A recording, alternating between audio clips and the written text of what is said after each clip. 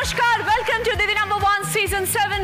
2024 এ বাংলার দিদি নম্বর 1 শো থেকে কত টাকা উপার্জন করেন রচনা ব্যানার্জি? তবে সিনেমা জগৎ থেকে দূরে থাকা রচনা বন্দ্যোপাধ্যায়ের পারিশ্রমিক কত? কিভাবে রোজগার করছেন তিনি দুহাতে, তা নিয়ে প্রশ্ন অনেকেরই মনে। সঞ্চালনা থেকে শুরু করে নিজের শাড়ির ব্যবসা, পাশাপাশি বিভিন্ন ইভেন্ট থেকে ডাক পেয়ে থাকেন রচনা বন্দ্যোপাধ্যায়। শো করে থাকেন বিভিন্ন জায়গায় রচনা বন্দ্যোপাধ্যায়। একের পর এক সোশ্যাল পোস্ট তাঁর বর্তমানে ভাইরাল। সোশ্যাল মিডিয়াতে বারবারই সক্রিয় তিনি। তারই মাঝে এবার বিদেশ থেকে একাধিক ফ্রেম শেয়ার করে নিলেন তিনি সকলের সঙ্গে। রচনা বন্দ্যোপাধ্যায়কে ঘিরে ভক্তদের মনে উত্তেজনার পার্ট কম নয়।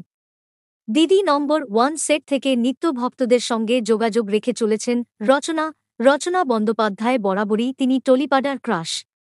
বয়স যেন তাঁর কিছুতেই বাড়ে না। একের পর এক ভালো ছবি সকলকে উপহার দিয়েছেন তিনি। বলিউডে গিয়েও নিজের ছাপ রেখেছেন রচনা বন্দ্যোপাধ্যায়। তবে একটা সময়ের পর রচনা বন্দ্যোপাধ্যায় অভিনয় থেকে বিরতি নিয়েছিলেন। 2012 সাল থেকে দিদি নম্বর 1-এ সঞ্চালিকার কাজ শুরু করেছিলেন রচনা।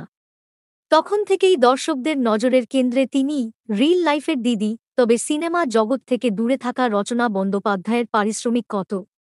কিভাবে রোজগার করছেন তিনি দুহাতে, তা নিয়ে প্রশ্ন অনেকেরই মনে। সঞ্চালনা থেকে শুরু করে নিজের শাড়ির ব্যবসা, পাশাপাশি বিভিন্ন ইভেন্ট থেকে ডাক পেয়ে থাকেন রচনা বন্দ্যোপাধ্যায়। শো করে থাকেন বিভিন্ন জায়গায়।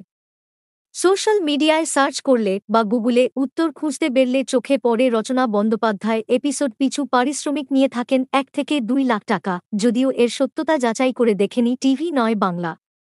তবে তাঁর যে পারিশ্রমিক নেহাতই কম নয়, তা কম বেশি সকলের জানা।